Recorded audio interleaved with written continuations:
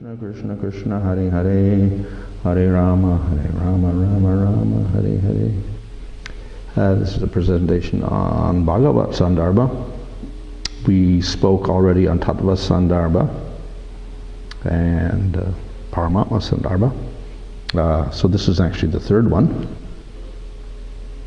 And as I explained previously, Sandarbha means a collection of verses. So each Sandarbha has a topic. The topic of this Sandarbha is Bhagavan, as opposed to Paramatma or anything else. And various topics about Bhagavan are raised, and then they are proved by taking verses from Bhagavatam and explaining those verses. So the Sandarbhas are collections of verses arranged according to topic to prove certain points.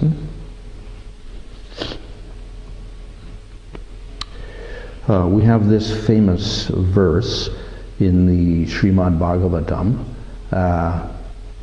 Vadanti tattva vedas tattvam yad jnanam advayam brahmeti paramatmeti bhagavan iti sabhyate. So this is very famous because it outlines the three aspects of the Supreme Lord, which are often discussed in the Gaudiya philosophy, that is Brahman, Parama, and Bhagavan, which are not distinguished in this way in other sampradayas, Vaishnava sampradayas. It's just Bhagavan and Brahman usually. And Brahman they take as a false thing, so it goes this back to Bhagavan actually. So here we have three aspects of the Supreme Lord, which are explained in the Sandarbha, and already Paramatma Sandarbha has explained about the Paramatma feature of the Lord. So the translation of this verse is Advaya Jnanam, which means non-dual knowledge, is defined as Brahman, Paramatma, and Bhagavan. So within this Sandarbha there is some discussion of Brahman, but mainly it's about Bhagavan. Some Brahman discussion is there. And previously we discussed about the Paramatma feature of the Lord in Paramatma Sandarbha. So what is this Brahman? Because we have three aspects here defined: Brahman, Paramatma, and Bhagavan. So there's a very small section here on Brahman. So this Brahman, like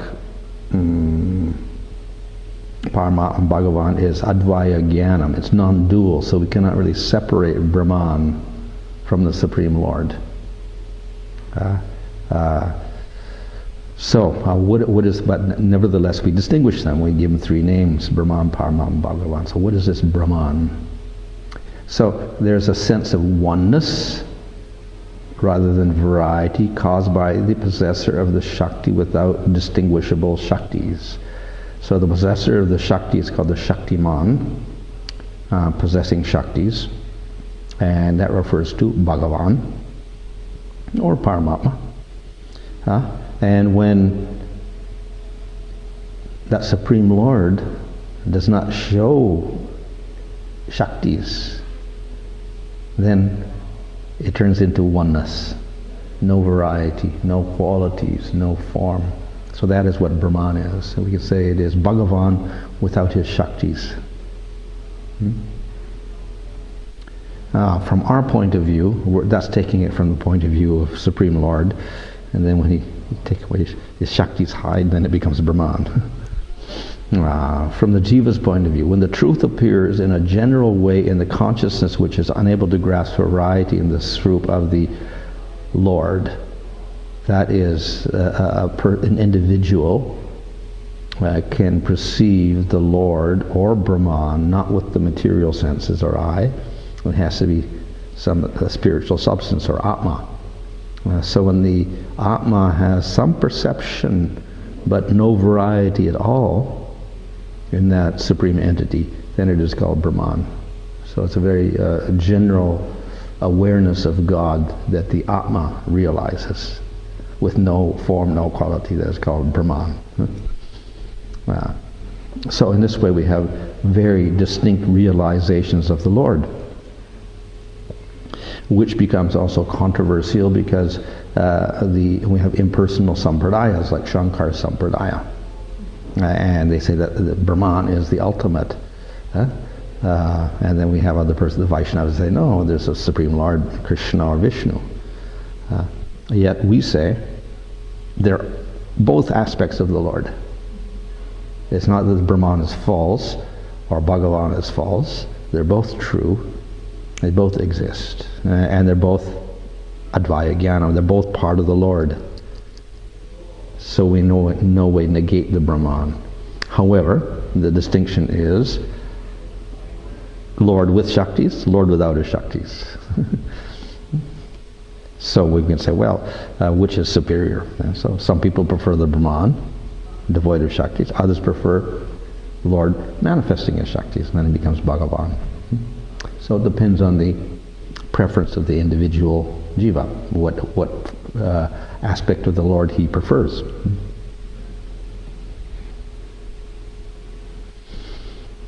So Bhagavan is a manifestation of the Lord with his Shaktis. And how does the jiva or the Atma realize that Lord? It's through bhakti. We cannot obviously use our material eyes or material senses. We have to use the process of bhakti. And where is that bhakti? That resides in the Atma. But what is the bhakti made out of? It's made out of Hladini and Samvit Shaktis, which are actually the Lord Shaktis. So if the jiva doesn't get those Shaktis, he cannot perceive the Lord. He will not realize Bhagavan with his Shaktis. So we can say in another way, the Lord is perceived when the jiva gets an endowment of the Lord's Shaktis, then he's able to perceive the Lord with Shaktis. Okay, so, and when we do that, then our senses are able to see the Lord, but these are actually not material senses, these are spiritual senses. So what does Samvit mean? Samvit means this is the internal Shakti of the Lord, the internal energy, Antaranga Shakti of the Lord. And Samvit means knowledge. So this is the energy of the Lord that causes awareness of things, consciousness of things, awareness. So it's very essential for the jiva, if he wants to perceive the Lord, he would have to have this Samvit, spiritual awareness. If he doesn't have that, he can't perceive the Lord. He'll perceive Brahman, but not the Lord. So he needs that Samvit Shakti, which is there in the spiritual world to cause all the different awarenesses and relationships and rasas, etc. Hladini Shakti is the bliss Shakti. So this is the Shakti which we can say enlivens experience. The jiva by nature, like the Lord, is an experiencer. He experiences things, he feels things. So the positive aspect of this is bliss, Hladini. So without the Hladini Shakti, the jiva won't feel anything. We cannot feel Ananda unless we have some Shakti, the Hladini Shakti. It is through the Hladini Shakti that the Lord experiences bliss also. And of course, that the Hladini Shakti expands into Radharani. And then when the Lord has rasa with Radharani, then he experiences bliss. So these are the elements of bhakti, which will give a perception of the Lord and also a bliss in relation to perceiving the Lord. So these are part of bhakti itself, and that bhakti is expressed by the jiva.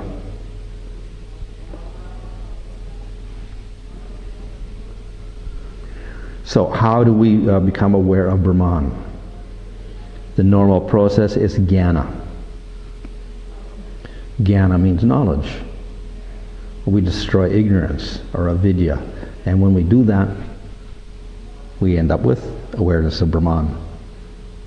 So in other words, there's no Shakti involved. Here we have the bhakti with Hladini and Samvit Shakti involved, and then we get spiritual senses to perceive a Lord. Here, jnana means we destroy karma, we destroy ignorance, ahankara, material identification of the jiva. So the jiva gets uncovered, and what's left? Jiva. And he has an awareness of Brahman. That's it. Some vague aspect of spiritual existence. So the two perceptions are quite different, and the process to realize the Lord or Brahman are quite different also.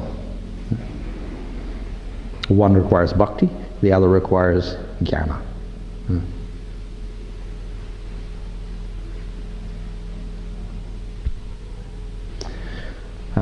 So we have Bhagavan, Paramatma, and Brahman.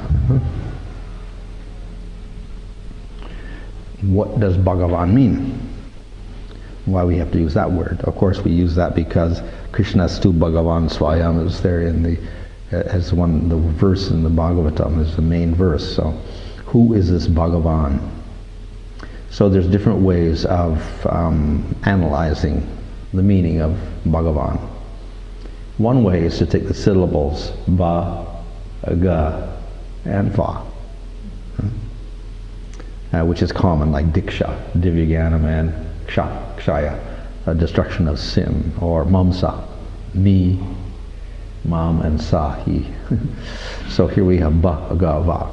Ba stands for the maintainer, the one who supports the jiva. Ga stands for gamayata, one who gives things. He gives prema.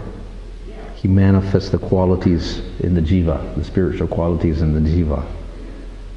He gets the jiva to go to the spiritual world.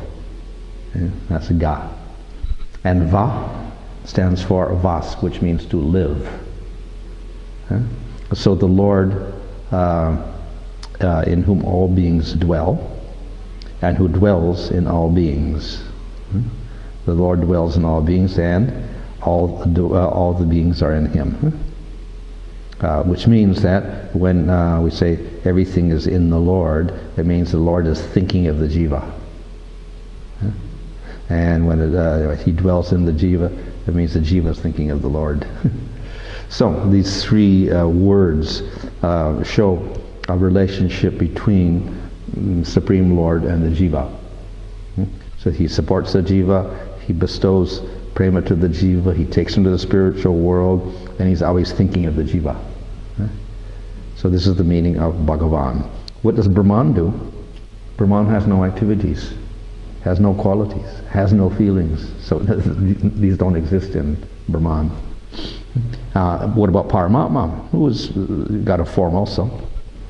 His main function is creating the material world, witnessing the material world, helping the jiva fulfill his desires in the material world. So it's not for the devotee, it's for the jivas stuck in the material world. So Bhagavan is the Lord who interacts with the devotees.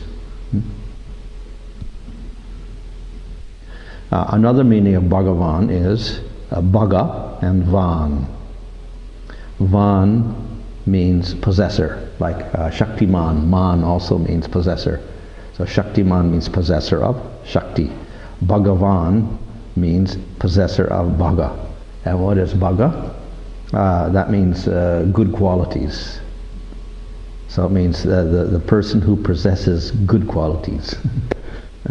So we have 6 qualities famously listed in the Vishnu Purana. Aishvarya, Virya, Yasa, Shri, Jnana, and Vairagya. Aishvarya means controls everything. It's the same as the root is Ish, and from that we get Ishvara. It means the controller of every, supreme controller, supreme Lord. So Aishvarya means the same thing, he controls everything ultimately. Though he may do so through his sub-controllers like the Devatas, and Brahma, etc. Virya stands for, it means strength or courage and many things. It means influence also. He's able to accomplish things by his willpower. Yasa means fame, literally. So it refers to all good qualities. The Lord is famous because he has all wonderful qualities. Shri means wealth and also beauty. Jnana means knowledge. Vairagya means detachment or renunciation. But in this context it means ultimately he is completely untouched by the material world, even though he appears in the material world in many forms, not at all influenced by it. Yeah? So this is the other meaning of Bhagavan. That's the verse here is actually, one of the verses is this, a less famous verse is another verse which we often quote, but they're both from the Vishnu Purana. Jnana Shakti Bala Aishvarya Virya Tejamsi Asesha Taha Bhagavat Shabda Vachani Vina Heyar Gunadibi. The word Bhagavan means he is complete with power of mind, power of senses, power of body, control, influence, and beauty, and is devoid of all inferior qualities. So this is obviously very different from Brahman, with no qualities at all.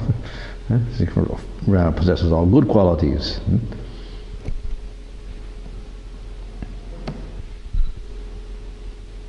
So as I mentioned, Paramatma has got a form like Bhagavan, unlike Brahman. So we can say he's a form of Bhagavan who is the monitor of the jivas in the material world. So we don't need a Paramatma in the spiritual world. The jivas don't have to be monitored there because they've got prema and they have their relationship with the Lord. Jivas in the material world are full of ignorance. And so the Lord acts as the witness and the monitor of all the jivas in the material world as internal antaryami, that is expansion of Kshirodakshayi Vishnu, as Garbhodakshayi Vishnu, who's the witness for the whole of one universe, and as Mahavishnu, Karanodakshayi Vishnu, who is the witness of all the universes put together, in which we have all these conditioned jivas. So Paramatma is the monitor for all the jivas in the material world. He's the cause of creation, maintenance, and destruction through his form as Paramatma, who stimulates Prakriti and the jiva into different conditions. So previously we discussed how Mahavishnu glances over Prakriti, which is inert and has no distinctions in it, no gunas are manifest. It's invisible completely, avyakta. And when he glances, he injects the jivas into the material energy. And then Prakriti begins to change. And it manifests Mahatattva with the jiva in it. And it becomes a visible entity, glowing like a big egg, a golden egg. And then finally, the elements start manifesting. After Mahatattva we get Ahankara, and from that we get the material elements and the senses and the sense objects, etc. And then they join together and make universes. And then within the universe the jivas are all put, and they get bodies made by Brahma. So the Lord is ultimately the creator of everything. And then he's in there as the maintainer. He is the Sattvagun avatar who stays as the maintainer there. And then at destruction, of course we know that Shiva is also involved in destruction, but ultimately, by the will of the Lord, Mahavishnu, everything starts disintegrating. It goes into finer and finer matter until it's only Prakriti, and jivas merge into Mahavishnu again. So all of this is taking creation, maintenance, and destruction all under these Paramatma forms of the Lord.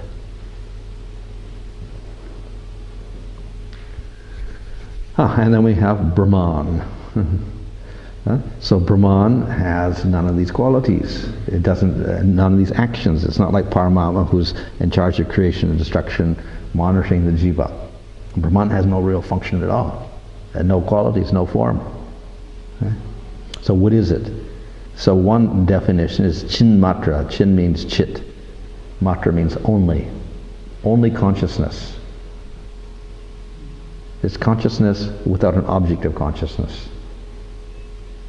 There's only oneness. There's no difference anywhere. So this consciousness.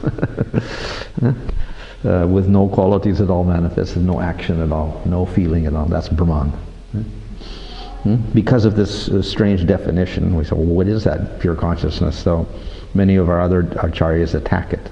Say this doesn't really exist because consciousness means you're conscious of something. If you're not conscious of something, it doesn't mean anything. It's useless. So they reject this idea of Brahman that is presented by Shankaracharya as being meaningless, actually. We accept it, but our definition is that it's the Lord minus his Shaktis, and if we realize the Lord without his Shaktis through Jnana, that's what we get. A feeling of consciousness but no real object.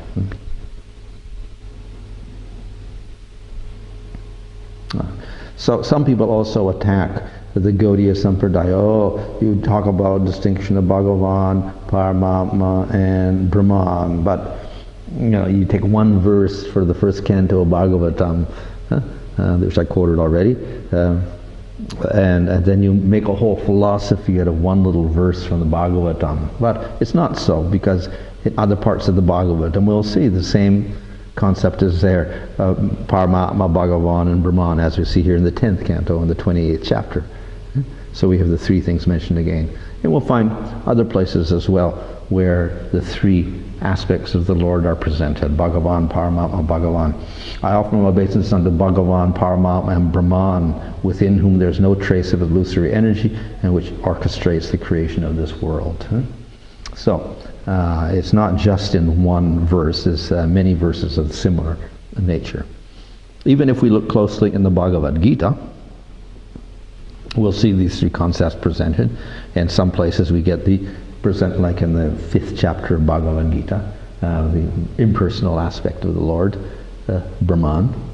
And then we got the Lord who is the creator of the material, where everything comes from me, everything merges into me at destruction, etc. This is Paramatma. And then we have the personal form of the Lord with his devotees in the spiritual world. So we get the three concepts again. And if you look at the 18th chapter, then when Krishna is summarizing everything, first he talks a little bit about Brahman, then he talks about Paramatma, and then he talks about Bhagavan and Bhakti. So again, in Bhagavad Gita we got analysis of these three aspects of God.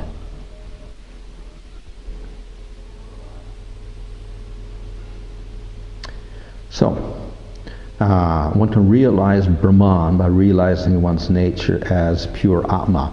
So often Atma Jnana and Brahman realization go together. So we talk about self-realization, but we have to be careful of that. It has an impersonal connotation, because if we just get to self-realization, Atma Jnana, we enter into Brahman. If we stop there. So we realize Atma, and then we identify that with Brahman. By having a similar conscious form, the Atma has oneness with Brahman. So we realize Atma is non-material, eternal, no particular form, etc. And then we identify that with Brahman. Though after realizing Atma there's no Shakti to accomplish the oneness with Brahman, by the power of the Lord who was previously worshipped with bhakti, which gives life to actions for the realization, this is accomplished. So in one sense you cannot merge into Brahman on your own. You need the mercy of the Lord. But to get the mercy of the Lord at that stage, when you realize Atma and you want to merge in Brahman, then to get that mercy you would have to have worshipped the Lord previously. So you have to have a little bit of bhakti. If you don't have a little bit of bhakti, you won't get the merging. You'll stay in the material world and then come back with the material body again. So this is stated emphatically by our acharyas, that if you don't have any bhakti, you can't even get liberation, mukti, impersonal liberation. You need the mercy of the Lord even to get that merging of Atma into Brahman. So little bhakti is necessary. So if one offends the Lord by saying, the Lord has no form, no qualities, no activities, he's made out of material gunas or whatever, then no chance of getting mukti. So a real impersonalist who wants to get mukti he will also have to respect the Lord and worship him a little bit in his sadhana. Please, Lord, I worship you. Let me merge in Brahman. Then the Lord will fulfill that desire, and he can get mukti. If he insults the Lord, then no mukti.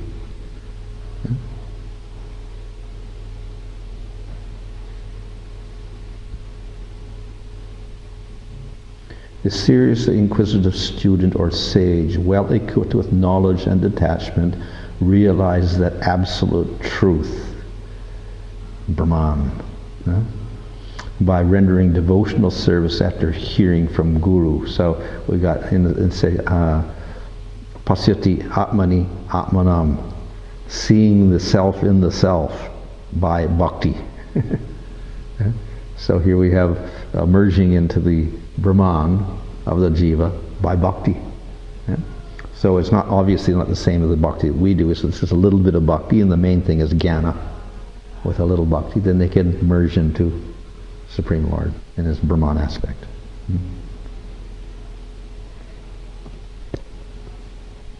So what's the main characteristic or srup lakshana of Brahman? Its essential characteristic. Awareness alone. No subject, no object. It's not that I see something, I'm aware of anything. It's just awareness. Another way of saying it is, it's the opposite of material sorrow and sentience, ignorance. It's just the opposite of the bad experience of the material world. It's a negation of material experience, in other words. It's eternal. It is the Atma who's the basis of all Atmas. So these are the kind of the characteristics that one gets in that realization. Consciousness, eternal nature, opposite of matter, and Atma is the basis of all Atmas.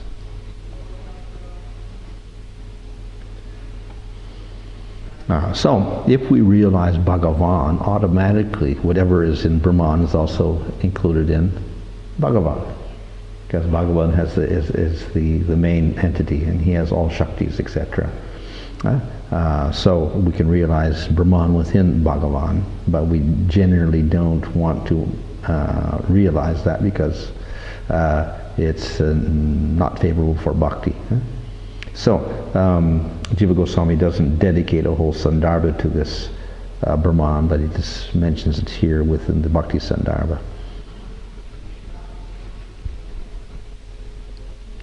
So, even for jnana and merging in Brahman with mukti, we need a little bhakti. But if we want to realize Bhagavan, no jnana, it is all bhakti. This is actually mentioned in the first chapter, or first canto of Bhagavatam. In that mind which was undisturbed because it was pure from performance of bhakti, this is Vyasadeva. Vyasadeva saw Lord Krishna complete with all his energies and spiritual expansions, and also saw Maya, who took shelter behind the Lord. So this is talking about the samadhi of Vyasadeva. So he realized the Lord by bhakti yogena.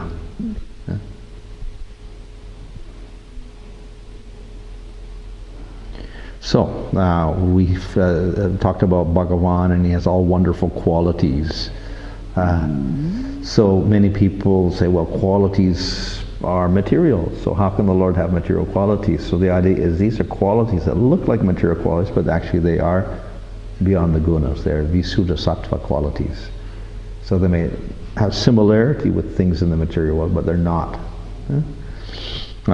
So just like we have the deities, and then people will criticize, that's the material, it's material.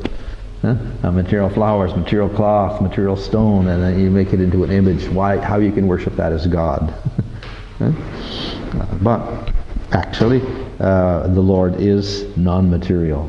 So that form actually is not regular stone, not regular cloth or flower or whatever. It changes its nature by bhakti. Of course, we also say that all the qualities and forms of the material world are actually just a reflection, a perverted reflection of the spiritual qualities in the form. So there's some resemblance. So if we appreciate some quality in this material world, its ideal form is in the spiritual world, in the Supreme Lord.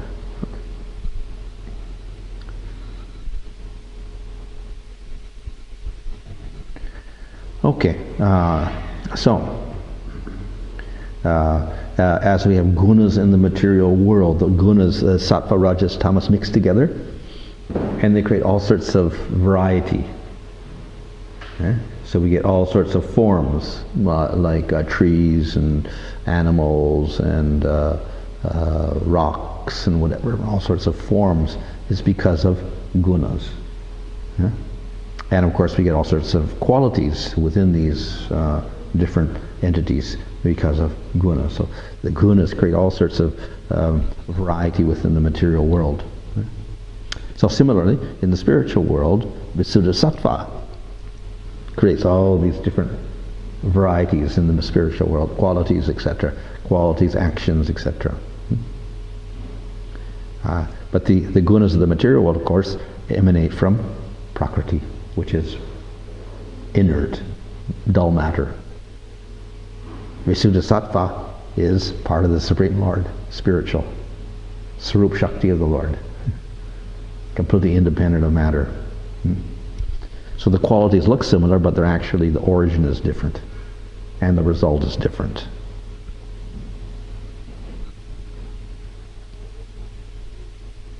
So the Lord has his Sarup Shakti, or his internal energy, Antaranga Shakti.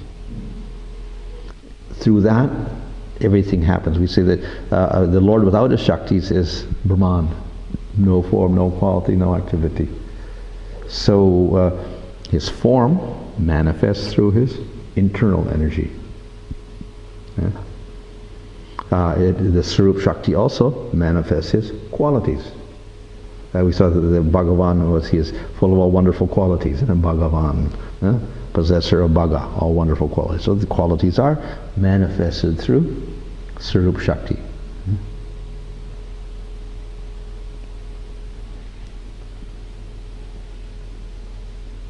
Yeah. So the idea of Lord with his Shaktis is very essential to manifest his form and his qualities. So we put a great emphasis on that Sarup Shakti, or the internal energy of the Lord. Here's the material variety. We have Maya Shakti, and then we get matter, Prakriti, etc. And we get bodies, and we get gunas, and we get all sorts of qualities. But this is all from Maya. This is from Supreme Lord. And through that his Sarup Shakti manifests these different things. And so similarity is there, but it's also different. Okay, so we have Bhagavan, Paramatma, Brahman. They're all real. We accept Brahman as real, Paramatma is real, and Bhagavan is real. So Bhagavan and Paramatma is Lord with form and qualities. It is real. It is not illusion. So the Mayavadis say, form of the Lord is illusory. Qualities of the Lord are illusory. Ultimately, impersonal Brahman, that's the reality.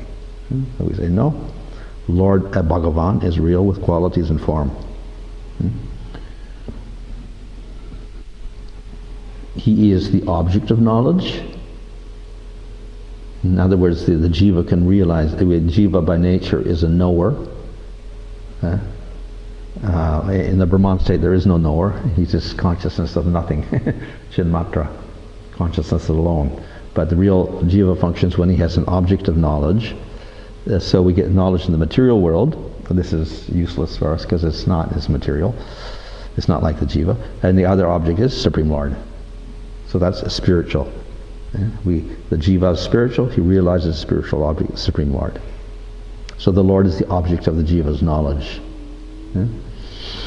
And the Lord is full of all wonderful qualities. His highest quality is bliss. And he uproots material miseries. So this actually is presented in the first verse of the Bhagavatam, Vedyam Vastavam Atra Vastu Shivadam Tapa Trayonmulanam. Sorry, second verse. So a very, very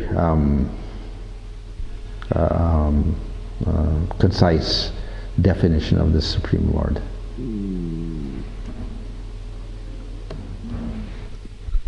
So, we have a problem in the Shrutis, on the Upanishads, because some Upanishads say, oh, the highest entity is Brahman with no form and no qualities. How do we deal with those things? We're saying the opposite. And there are so many statements. Astulam ananu. He has no form, astulam, and is not a small particle. Ananu. Anu means small, so ananu means the opposite. He's not small, he's very big. He has no form, astulam. This is from the Brihadaranyaka Upanishad, which is one of the main Upanishads. So we get the contrary statement. Lord has no form. But then if we look carefully, other Shrutis say the Lord does have form. So this is from Mundaka Upanishad. The knower of Atma knows the splendorous pure Lord without parts who resides in a golden realm. So he knows, the Jiva knows the Lord who resides in the golden realm. So he's a particular form in a particular place. So, therefore, and this is also one of the main Upanishads which is accepted by Shankaracharya.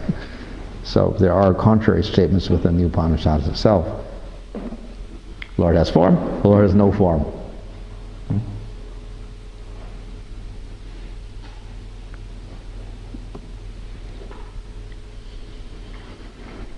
So, we said that Bhagavan is possessor of all good qualities, and his qualities and his form manifest through his Shaktis.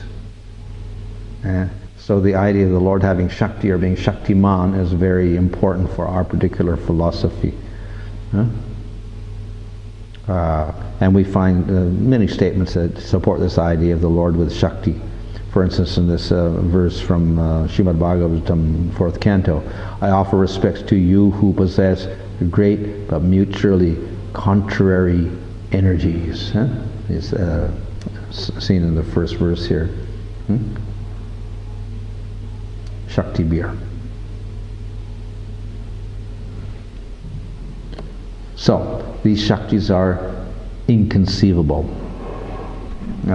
We talk about the Lord with the Shaktis, and we analyze them like we say Chit Shakti, or the internal energy, or Sarup Shakti, talk about Jiva Shakti, or Tatastha Shakti, or we talk about Maya Shakti, Bahiranga Shakti, and we explain them, but ultimately they are inconceivable. We cannot analyze them completely with material logic.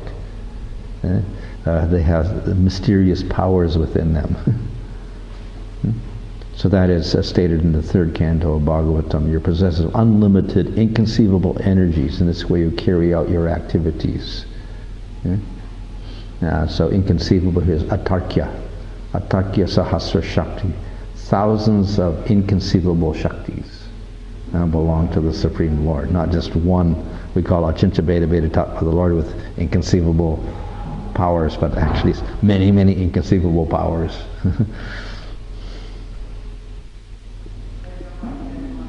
Yeah. So, of course, we define them for our material mind or fallen mind. We categorize his Shakti. So we call one the Bahiranga Shakti, external energy, Tatastha Shakti, the marginal energy, and Antaranga Shakti, the internal energy or Sarup Shakti. And then within that Antaranga Shakti, we also again start categorizing. We have Sandini Shakti, we have Samvit Shakti, and we have Hladini Shakti. So the Hladini and Samvit come together and they form Bhakti Shakti also.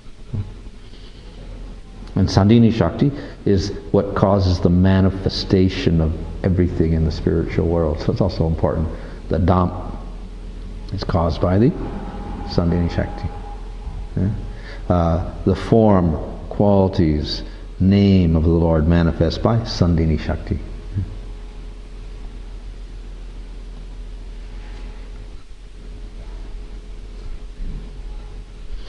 as various marvelous creations arise from desire trees or chintamani according to authorities, so we can believe from scripture that various creations arise from the Lord. So how do things, or how are they created? The Lord is spiritual, we got material energy here, we got jivas. The Lord is perfect, He's one. How come there's many? And some of these things are grossly material and different from the Lord. How does it happen? Why? Because it's inconceivable. Shakti of the Lord is inconceivable. So the example is given here that we have a desire tree. We haven't seen a desire tree, but they apparently exist according to authorities. And from a desire tree you can get anything. Or a chintamani. You have a chintamani jewel and you have a wish, it manifests. Something manifests. How does it do it?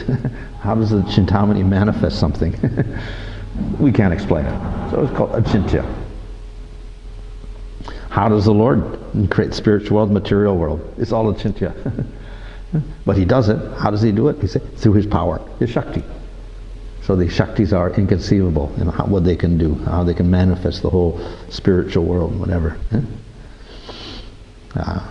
So we can attempt to explain things, but we can never come up with a perfect explanation, because the words are, and our concepts are all limited by material logic and material concepts. So we can't get a perfect explanation. So somewhat inconceivable.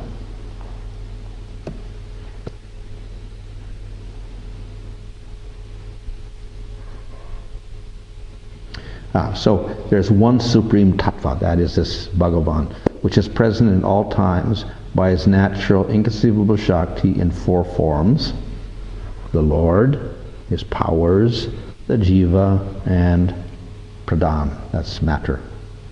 It is like the sun, which has internal heat and produces rays externally as its secondary form. And so we have the Lord, then He manifests His form, spiritual world, and everything through His internal energy, Jiva, through His Tatastha Shakti, and matter through His Bahiranga Shakti, external energy. Just as light of a fire situated in one place spreads its illumination, the Shakti of the Supreme Brahman spreads out as the whole universe. So simply by His Shakti, the Lord can manifest the universe.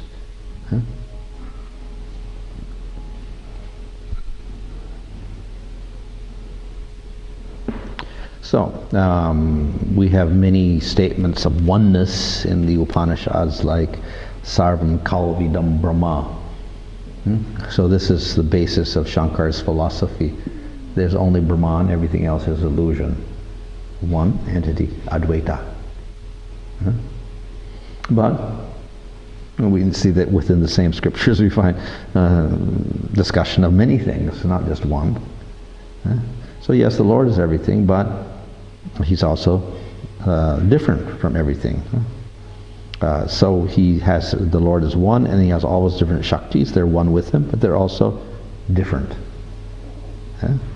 So the oneness and difference relationship is achintya. So the Lord is one, and He's also many. How? Because of achintya Shakti.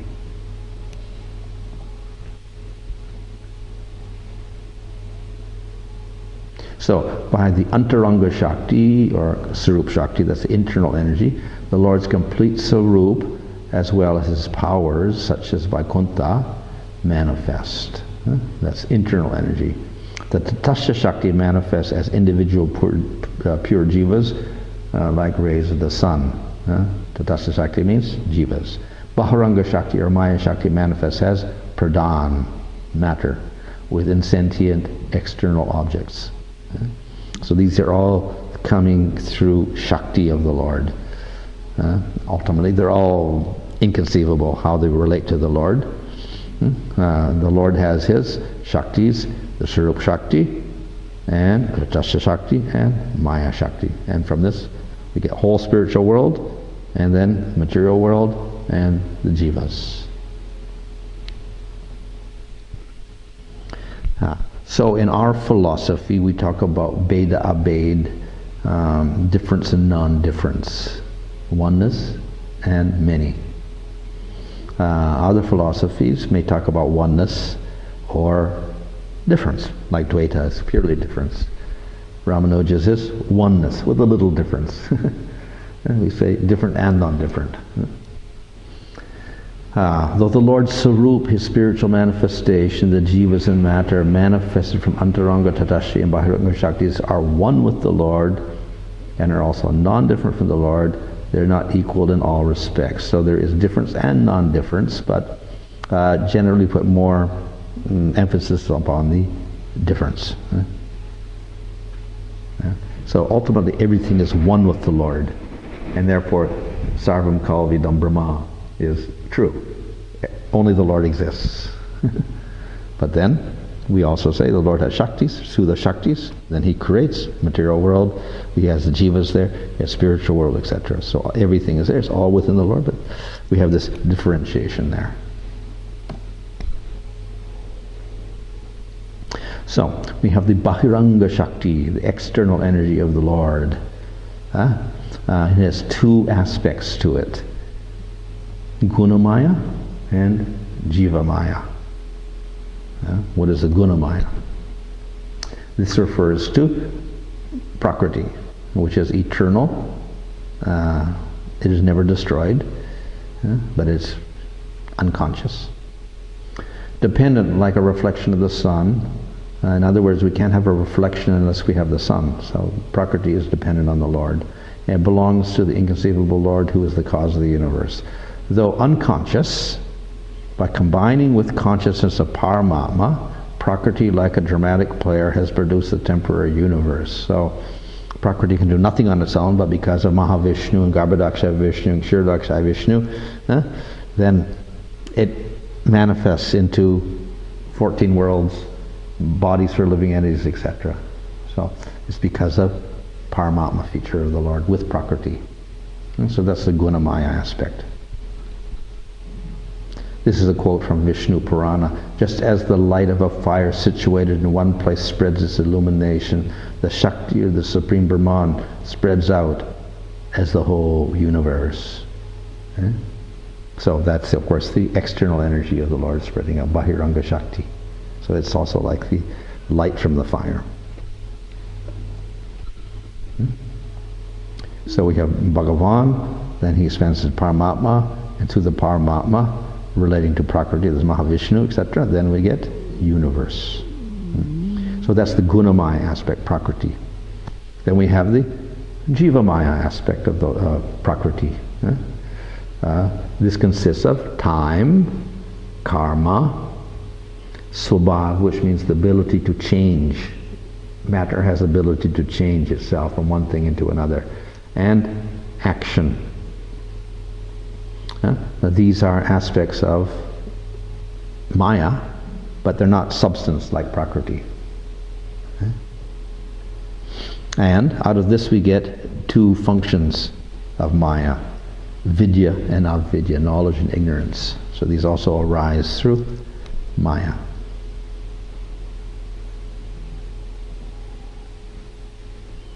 First, Brahma created ignorance of 5 types by Jiva Maya: tamas, moha, mahatamas, tamisram, and andatamisra. This is mentioned in the 3rd canto of Bhagavatam. So we have all these types of ignorance created by Brahma. So that's the avidya aspect there.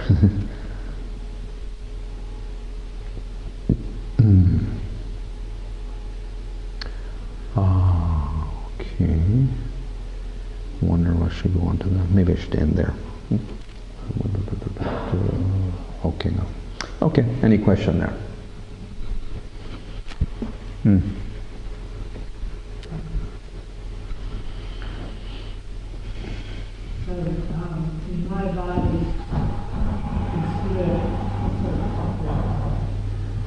in my body, is considered Brahman to be the supreme, but on the other hand, is in the Upanishads and all the Shastras, it does talk about the creation, like Mahavishnu. First of all, there's Narayan Vaikuntha. So where does Narayan Vaikuntha stand? Secondly, what about his expansion? Mahavishnu is the sort of creator of this Pradhan, and then coming inside the universe and lying in the ocean and milk with this fantastic annunciation, and coming within the heart of the spirit soul. Surely it's sort of like you would sort of lead you to think that is an expansion of the supreme person being.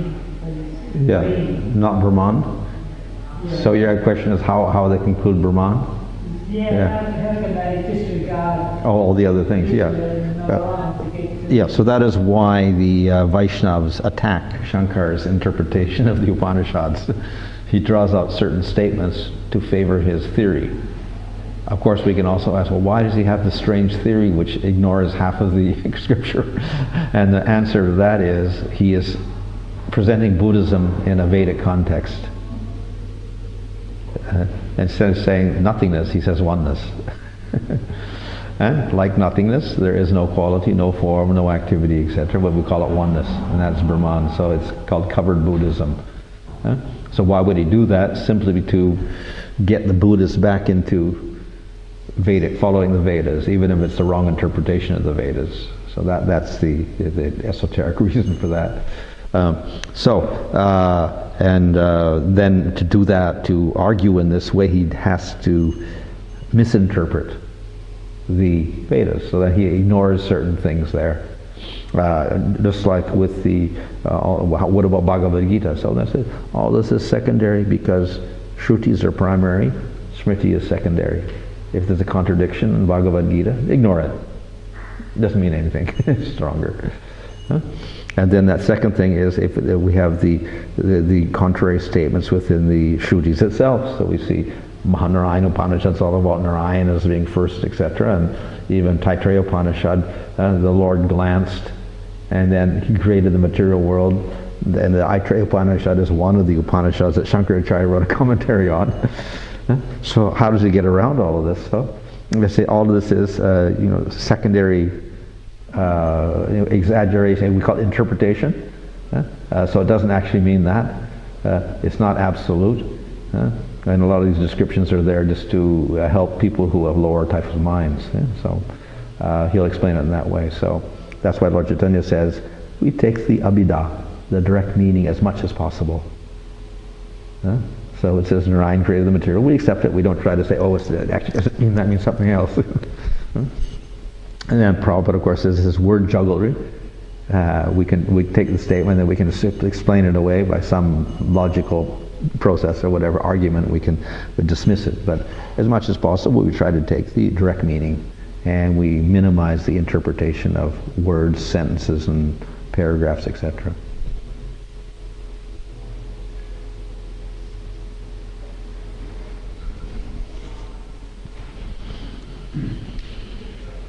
Hare Krishna. I have two questions.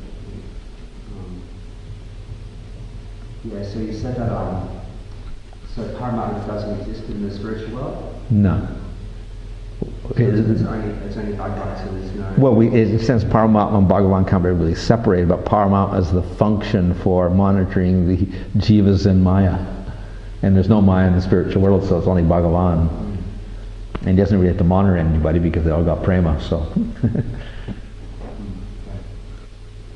And you spoke about the Sandini energy, and that kind of, is that connected to Tulsi Devi? Because it seemed, the way you explained it, it seemed like they have similar roles. Tulsi Devi? Yes. Oh, well, Tulsi Devi is more like bhakti, devotee of the Lord, serving the Lord. Maybe I'm wrong. I thought that Tulsi Devi, like one of her roles in the spiritual world, she kind of furnishes the spiritual world. Like Vrinda Devi, she arranges for the pastimes of the Radha and Krishna. She decorates all the kunjas and the bowers and things like this. So that's her role. She's like an arranger of things. Sandini Shakti is the Shakti which makes things real, more or less. It's like the Dham. We can't have pastimes unless there's somewhere. So the somewhere is the place. So the Dham is the manifestation of Sandini Shakti. And we can say the Sandhini Shakti is a Sat aspect of the Lord. Sat means existence.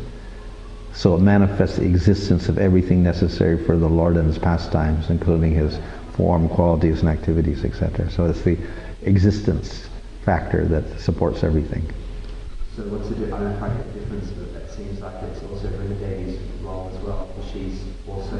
Well, she's arranging things within. Once everything exists, she's arranging things there for the pastime. So she doesn't manifest the bowers and stuff like that. She takes the bowers and starts decorating them with different things and arranging for, elements so that Radha and Krishna can have greater bliss. And I don't quite understand the purpose of matter, in Prakriti, why that would be eternal. It seems like the other things that are eternal seem to fit nicely with the whole spiritual plan of things. And Prakriti, which is kind of like this, almost like it seems like a thorn. Well, I think because the Lord has Shaktis, and the Shaktis are eternal. So then Prakriti is a manifestation of that Shakti. So then, in that sense, it's eternal. But then the forms that are manifested are temporary. So it has two aspects, temporary and permanent. The temporary aspect is everything that comes after Prakriti, that is Mahatattva and all of these things, and material world, forms in the material world, etc., all manifest and unmanifested, but Prakriti remains like that. So because a Shakti of the Lord should be eternal. So what would you say the ultimate purpose and role of Prakriti is? So that jivas can get a sense of their own enjoyment and their own identity, separate from the Lord. They can maintain an existence of happiness through ignorance. I suppose it's a never-ending And simultaneously to get out of it. So the Lord makes a little bit, because we got vidya and avidya there. There was knowledge plus ignorance as manifestations of Prakriti. Yeah. So the vidya part is a little trap hole, or a little hole by which the jiva can get out of ignorance also, out of the material world. So Maya has two functions: bewildering the living entity and helping them get out. Maybe this is a never-ending line of questions, but and how does that process serve the Lord? Oh, because what, getting out? Yeah, why making us enjoy independently and having to figure out how to enjoy back in relationship? Oh, well, it's not, well, why the jivas want to enjoy is because they have independence. Once they got that independence and want to enjoy, then the Lord has to satisfy them somehow in their separate identities, so therefore he makes the material world so they can get something, but he doesn't give them perfect happiness there in their illusion. He makes an arrangement so that eventually they can get out of the illusion. So we have gunas there, and when you get to sattva gun, then you can realize I'm not the body, I'm the Atma, and then we get to vidya. Yeah? But then he comes as avatar, and he explains things, gives teachings like Vyasadeva, and there's devotees there. He gives the processes of karma, jnana, and yoga and bhakti. So for different types of people, he educates them so that eventually they can take to bhakti, get out of the material world, develop a spiritual body, and then enjoy ananda eternally with the Lord. So the material world acts as an opportunity for the bound jiva or conditioned jiva to get the highest bliss also. And while this is taking place, the soul is eternally liberated, right? So in a sense, we never fall from the spiritual world. We're marginal energy, so we still kind of have one foot in, one foot out. Well, we have possibility of both, but as far as from our point of view now, in our limited range of philosophy or whatever, we distinguish there are nitya siddha jivas and there are bound jivas, buddha jivas. So we don't say the buddha jivas are actually liberated. We make a distinction. We have liberated and buddha, but the buddha jiva, the bound jiva, can get out of that position and enter into the spiritual world.